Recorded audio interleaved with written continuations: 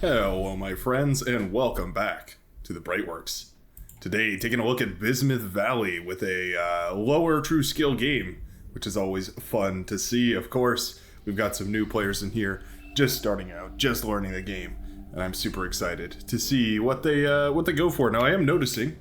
Sorry if you heard that right there. I had to clean up my workspace. Gotta get this nice and professional here. Where I am noticing right on the front line, Hitman. Going for a very interesting start here. Gonna be protecting Gaz at all costs. Very nice to see.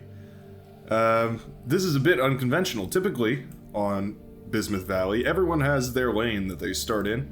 And Hitman has decided that Gaz does not need to worry about his lane. Well, let's meet our team leaders. We'll let that sort itself out. I'm sure that'll come to a wonderful conclusion here. Spawning on the western side for our red team. Red team leader, Ocean Green. Wow, that's not going to be complicated. Remembering Ocean Green, but it's the bright red player on the blue team. Yikes. Making it really difficult on me there, Ocean Green. But we're happy to have you today, and I'm excited to see what you bring out for us on the battlefield. Going for a triple mech start with one solar, one wind, another metal extractor, the lab, and it right into another wind. Looks very nice. We have a grunt out on the field very early. In fact, dare I say, yeah, congratulations, Ocean Green. You've won the official Brightworks Get a Bot Out on the Field First award. Congratulations, sir. Do you have any comments? Any comment for the fans out there? Doesn't look like that. I think he's just telling you to eat your vegetables, stay indoors, have a nice day. Lovely. Cannot wait to hear more from this great player. Now, Ocean Green gonna be pulling out the bots. It's very, very nice to see. Spawning on the eastern side, representing the blue team, we have Lunar Fire. Now that is a badass name. Lunar Fire definitely sounds like some sort of Pokemon, or I don't know, maybe added some sort of Kamehameha blast or something. I'm not sure, but Lunar Fire going to be representing our blue team here. Already going for the advanced solar panels. I really like to see that. We are definitely entitled to quite a lot of metal on this map. You can see there's tons and tons of these metal spots. Most of these ones that are here are worth more. Let me pull up that map for you there. There we are. So you can see that these are 1.8, these little clusters usually. Sometimes they're in 3s, sometimes they're in 2s. But any of these ones that are all alone are going to be 2.8, so they're going to be worth a little bit more. That being said, it is very important to contest these points up here, right? You want to deny the enemy as much of this metal as possible, so building light laser turrets against these rows, trying to prevent these 2.8s from being claimed, going to be very, very important. And indeed, Graham and Gold Please doing a phenomenal job of pushing forward here. That is at the cost of not getting any of these metal extractors, so I'd love to see a construction bot moving behind all of this and building these metal constructors up. Metal extractors, rather. Excuse me. Just came back from a nice long camping trip, so my mind's still getting back into beyond all reason mode from survival mode. It was good. It was good fun, though. I'm really liking the positioning here by Gold Please, making sure to have these grunts right on top of these metal extractors, so if A, construction bot moves forward, the grunt can scare it off, and B, they have the vision to know when the enemy army is pushing in here. First contact, and they're not happy about it. One grunt apiece, plus a little off the top of one of Gold Please's grunts. Very nice to see. And up north, there's kind of this interesting decision-making process here where the player, I guess it would be Zol, wow, I don't know if I could say that. Our brown player here is going to have to make a decision whether they're going to go up north or whether they're going to go down south and help the red player here. Similar for Astaridax. What are you guys making this so difficult for me? Astridax. There we go. Astridax is also going to have to make that decision as well, as they're going to have to either support the north or the south player here. It's just that this is kind of weird, right? Because now Hitman has claimed this area, so are they responsible for this lane? Are they responsible for over here? It's kind of confusing. It's difficult to say for certainty, so I think Astridax is waiting to see exactly where the support is going to be needed, which is perfectly fine, but definitely would love to see him expand while the expanding is hot. Go claim all these metal extractors up here. get on that metal as quick as possible, because that's what it's all about. Metal, metal, metal, baby. Gold, please, pushed phenomenally far forward here. Look at all these light laser turrets coming up, pushing 104 Frederick back way, way behind the line. This is a huge advantage, but only if these metal extractors are claimed. If we don't have these metal extractors, then this is basically just posturing without a purpose. And yeah, Gold, please, even in a little bit of trouble here. Commander down to 58%. Light laser turrets more than enough to mop up all of those grunts after a little while, though. But yeah, we absolutely need to see these metal extractors taken, otherwise this is essentially just, well, it's not going to really accomplish much. We have a fighter out on the field, that's interesting. It looks like Casual Sensei has gone for a fighter, or rather a air lab here. That's kind of interesting. We don't normally see that. That explains why this line is a little bit uncontested here, aside from 104 Frederick. Plane getting lasered to death. I think I've read about a real system that uses lasers to shoot down planes. I didn't believe it at first, but man, the future is now. How incredible. Tanks clashing with grunts, and to nobody's surprise, the grunts go down pretty easily there. Not before scuffing up a few of these tanks, but they do manage to defend themselves. And the push is halted. Bidenator being sure to being sure to push forward. I am your president. Bidenator being sure to push forward here and contest these metal extractor spots. And so this is really, really nicely done for the blue team. Yeah, I'm really liking their position. Now, I'd like it a whole lot more, again, if these metal extractors were taken. There's so much metal that's just completely unused right here. We're talking about, what is it for each of these clusters? That'd be 3.8 for, like, about 5-ish metal for each of these little clusters of 3. And then we're talking about at least 2 of those. And then a bunch of these 2.8s. Yeah, there's tons and tons of metal per second that really isn't going into the blue team's army, that it just absolutely could. Now, the same thing here for Casual Sensei. Ironically, this has sort of mirrored the matchup here, because although Gold Police is pushed up so far, his lane opponent here is, well, has not. So, yeah, things are suddenly even.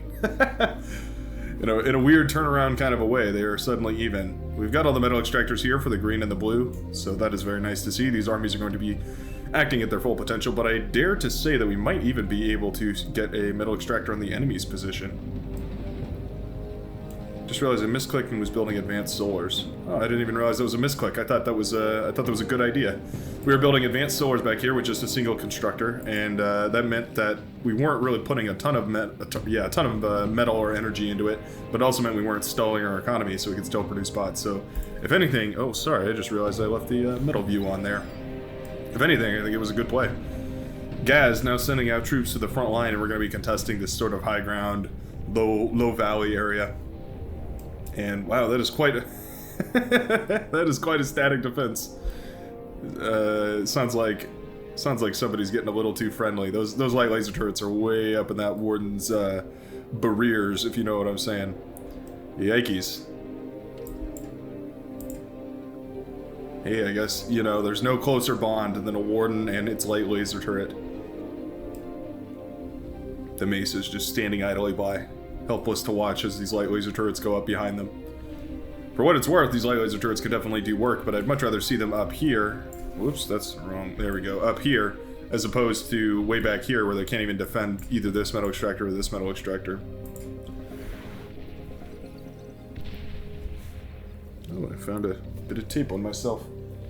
Still cleaning up after that nice little camping trip, so I still smell like campfire. Still smell like smoke. Still putting things away, but I figured we need to get some videos out for you lovely folks, and I'm itching to cover my beyond all reason needs here. Grunt's running by, but it looks like there's more than enough blitzes to eventually chase these down and put a halt to this aggression. Now the grunts are doing a phenomenal job of kiting. They are running as fast as they possibly can on their cute little legs. And we're gonna get a metal extractor for it. Very nice. Metal extractor will explode, killing the grunt. But it's, you know, that's basically a perfect trade. If you can get a metal extractor for one of your grunts, that is just fine. Grunts and aggravators here on the front line to burst down any defenses that this tan player will build, but unfortunately for the green player, tan player is not building, Mr. Dude I should say, is not building any sort of static defenses at all, just a wall of tanks. And I have to say, I think that might work out phenomenally. We've got a rain of fire from the Wolverines here, which is also quite nice. The aggravators definitely need to be in the front putting out fire here. We can't just let this progress forward. That or move the commander in for maybe a D-gun or a comm bomb. Either one of those would work, but wow, huge blitz run by here. The blitzes have found their opening. What's the rally on these? Interesting. They're fight commanded. Wow, the commander actually goes down there. Looks like the artillery and the tanks and whatnot were just too much for the green player as the commander goes down and the blitzes continue to move forward, doing a huge amount of damage. A lot of the grunts go down. A bunch of the aggravators are caught as well by this tank army that has come out of nowhere, not even from this lane, all the way up north. These tanks have been routed all the way down south. And absolutely a phenomenal move, because that means that the although that player's lane might be a little bit more difficult to contest, this southern lane is now suddenly going to be much, much easier to push in. You can see all these metal extractors are now offline. We're ravaging the economy of green here. Grunts are pumping out as fast as we can, but they're being killed just as fast as we can make them. And the bot lab is now in quite a lot of trouble. These blitzes have been really, really nice. I absolutely love seeing when these units are being sent around the map and used in strategic weak points rather than just clashing on the front lines. I think that's really nicely done. One more blitz here, continuing to mop up the remaining personnel of the green team. Windmills going up in smoke. And finally, the blitz menace is pushed back, but not before tremendous casualties to the Bidinator. More than meets the eyes.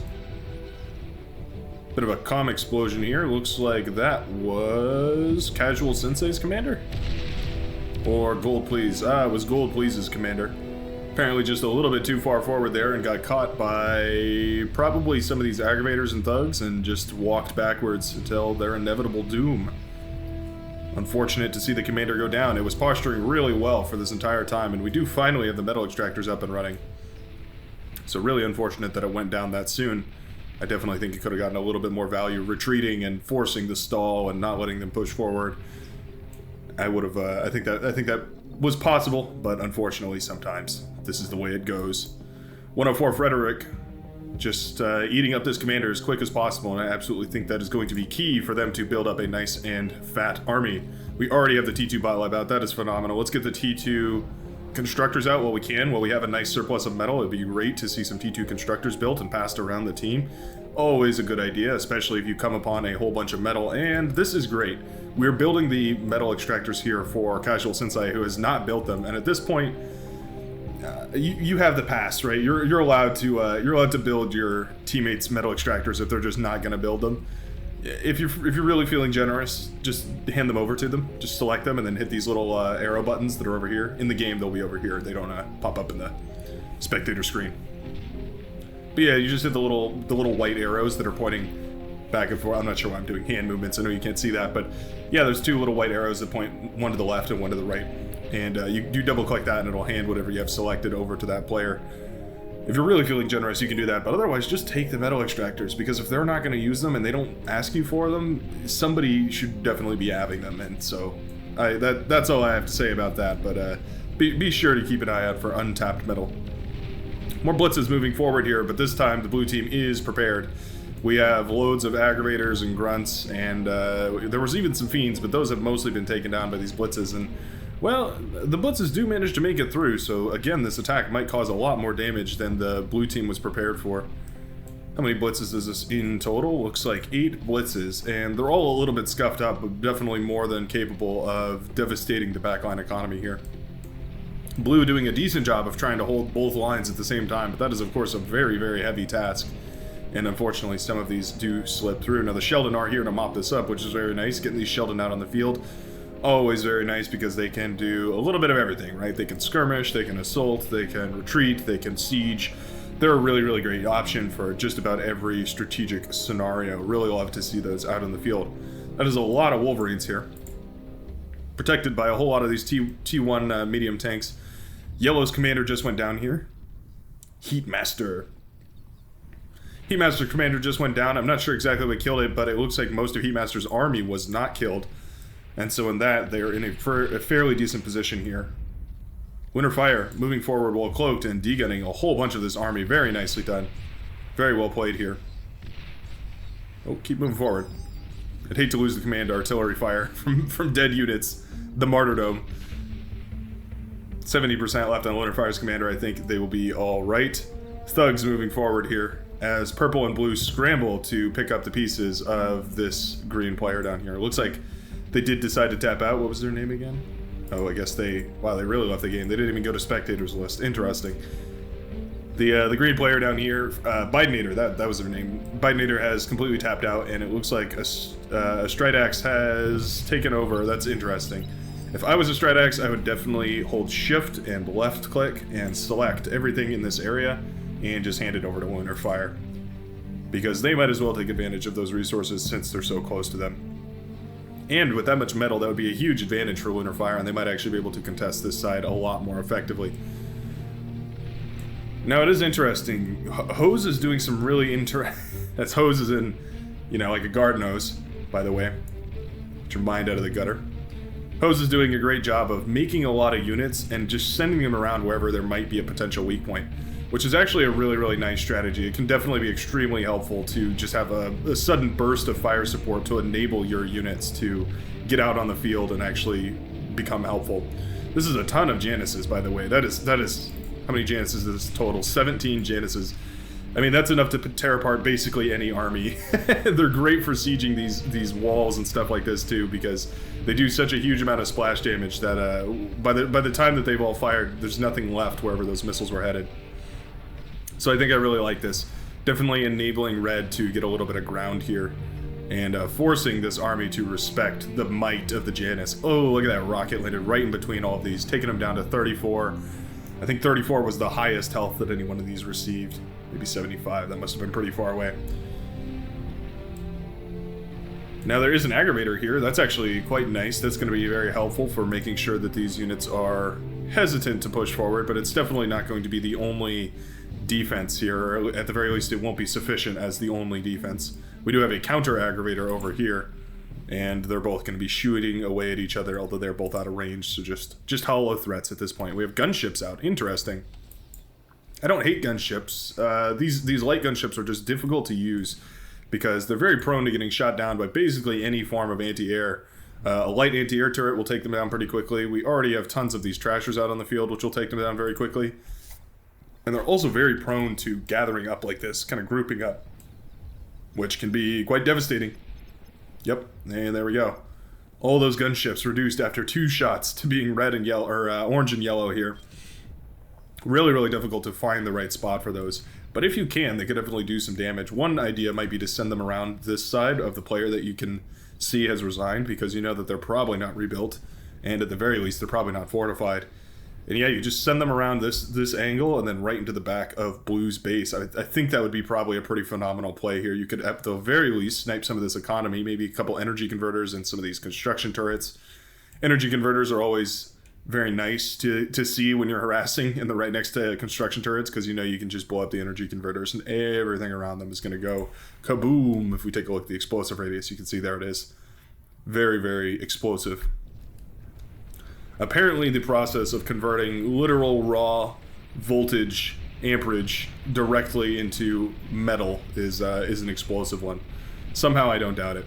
Wow, these Januses, oh my goodness, look at the value on this. Those Sheldon in the back too, contributing a huge amount of damage at long range, but every one of those Janus shots took out 4 or 5 of these units, and suddenly this front line that looked very healthy was just bunched a little too tightly and completely fell apart. Yeah, scrambling for units now. We do have hounds out on the field, and they'll be excellent once they finally get there, but once they finally get there is the name of the game. They're going to take a while, walking all the way down, and in the meantime, Red has the entire advantage to push here. Very, very nicely done. At the same time, Orange is also pushing forward with Sheldon fire support. Those Sheldons are marching a little confidently for my taste. I would definitely keep them a little bit further back, but Orange is confident in those Sheldons, confident that they'll do their job, and marching them directly into enemy fire. We're using these as assault bots. They're gonna get in there. They're gonna get down to business right away. These artillery shells landing on the the friendly units here. A little bit of friendly fire damage. These artillery pieces are really dangerous to work with because on one hand they are absolutely phenomenal for sieging these units, but on the other hand, they definitely can contribute to a huge amount of friendly fire damage. Commander goes up in an explosion right there to the orange forces, orange and yellow forces combined, actually, a joint strike operation, if you will. And with that, it looks like Graham is going to be, was that Graham? Yeah, it looks like it must have been. Graham's commander is going to be lying face down in the dirt, and that corpse is ready for defiling for pure profit. Gunships, they do find a small little niche here. They managed to catch a couple of these unaware, and yeah, I think definitely sniping a metal extractor here or there is definitely worth their cost in metal. Get a little bit of an economy damage bonus here. I think that's probably quite nice. Wow, this northern line has been so rock solid here. You can see the tails of battles past on the front lines. We're now well up to T2, at the very least for the red side here. You can see we have Sheldon on the front line. We've already got a whole bunch of static defenses. We've got tons of gauntlets and other stuff. What? Wait. Oh, this is great. This is interesting. This is a strategy I've never seen before. I believe this is called the Australian cannonball. Excellent. Oh, it doesn't damage itself. Wow. Phenomenal. Wow. Huge paralysis of the front lines as well, by the way. That was a right and proper good play. As far as interesting plays go, yeah, firing your own gauntlet at itself. It's like those old bullies would do. Why are you hitting yourself? Why are you hitting yourself? Just this time it's self-inflicted. Yeah, it's just gonna keep going. Alpha Cat's cursor is right here, so I know they can see this happening. They've got to notice the friendly fire, right? No? Wow. This is proper next level, high level strategy. This is something I would never have thought to have seen right here. Absolutely phenomenal. This might be the new meta. The self-siege meta. Meanwhile, we have tons of gauntlets on this side as well. 4 gauntlets, putting out a ton of suppressive fire. I have never seen this many gauntlets built in a single game, but this front line is looking downright oppressive. A lot of these are just dumbfiring into, whatever they can. But it is driving the enemy back, and there's not a whole lot more to say about that. I just cannot get over this gauntlet. That is so funny. We're producing a Fat Boy here. Very, very nice unit. Very, very powerful. See those massive stompers right there. But will it be out in time? I don't know. Fat Boy's a great counter to the Sheldon because it does one big lump of damage and it will wipe away a whole ton of Sheldon, especially if they're clumped up like they are right now. What is the Fat Boy's range here? 700 versus the Sheldon's 850. So it has to get a little bit closer than the Sheldon do. Shouldn't be too big of a problem though with a little bit of radar jamming assistance. Oh, it's going to be close. We're using these last couple of units to drive back the Sheldon and try our very best to make sure that these units don't push too far forward here. 92, 93. Oh, it's close. 98, 99. No, we were so close. The Fat Boy was at 99%. But the Sheldon did manage to take it down. Excellent timing there by the hopping, or I guess it's more of a salmon, the light salmon player, the light pink player. Making sure to shut that down just in the nick of time before that managed to break right there. The Stridex is not teched up yet, which is a little concerning. We do have the T2 lab out and we're just producing constructors, but we haven't gone to T2 metal extractors, we haven't gone to T2 energy converters, although we're trying to at the very least. So some commendations there. This game has been very confusing, I'm sure, for these players. They're just doing the best that they can. But I think I like the red team's position quite a bit more. What? Nuclear bomber's out.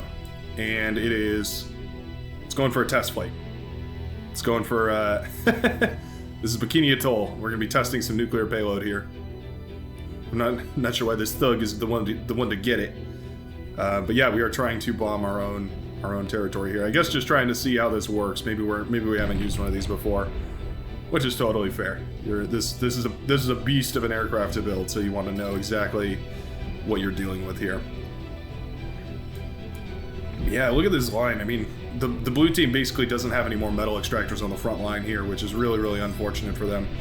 A bunch of these hounds being pushed in by fiends, accompanied by Sheldons. It's a really nice composition. You have the assault factor with those fiends to really shake up all of these units, and then you have the Sheldons in the back for that long-range fire support. Really, really nicely done. I think that's definitely one of my favorite compositions. I would argue to mix in a few sumos here and there. Wow. Is that a nuke? Oh no, it was a commander going down. Interesting. Yep, looks like Alpha Cat's commander. Oh no, sorry, that's green. I know my colors. StrideX's commander. Oh boy. Getting back into the swing of things, like I said. StrideX's commander does go down, but luckily it was moved away from most of the enemy, or most of the friendly units, rather. We have snipers on the build order, but we do not have any metal to fund them, so I think we need to stop producing Rocketeers, which are basically getting 0% value. Yeah, you can see they just get shelled down before they can even make it out the gate. So I think those are definitely not in the cards as far as viable units for a composition against this massive Sheldon army, and I think it'd be very wise to switch away from that. At this point, we have a Persecutor here on the front lines, shelling away at this lone guardsman, the gunslinger, here to protect and serve. And interestingly, this is actually a pretty funny matchup because the gunslinger can, of course, just not resurrect, but rather repair itself back up to full health. And so the Persecutor does not end up actually doing too much damage to it. Sheldon are firing away here at the T2 factory of the blue player, and indeed, Alpha Cat, yeah, the very last of their production has completely gone down the drain. Ooh, I just glimpsed over here and I noticed something. Let's take a quick look. 2635, 2,635 metal into T1 solar panels. Speaks for itself, doesn't it? Ooh, the sniper is out, and that really hurts to see it go down like that without even getting a single shot off. Our game plan here is to keep producing Rocketeers and have them blown up on the front lines, while unfortunately the Sheldons continue to march forward. Is it effective? Not really. Is it very Imperium of Man-esque? Wow, look at that. Advanced fusion, or advanced geothermal reactor, advanced geothermal generator? Yeah, that's the word. Advanced geothermal generator goes up to a single fiend that ran through to the back line, and suddenly Graham's energy production was basically cut in half. At this point, blue is the only one looking fashionable here. We do have a bunch of these advanced fusion reactors coming up, though, so I think we can basically just switch to producing units. Yeah, we could just start pumping out fiends and sending them all around the map. If we send fiends up north, that's going to help clean that up immediately. If we start sending some fiends in the middle as well, yeah, we have the capability to help the team here, but unfortunately we are just APM taxed at the moment because of this huge push coming through on the northern front, or southern front rather, excuse me. Nice deguns though. Those tanks were nice and lined up because of these walls. That is always one interesting option for using these walls, is you can always funnel units into a D-gun, which is extremely effective. So that's always one option you have.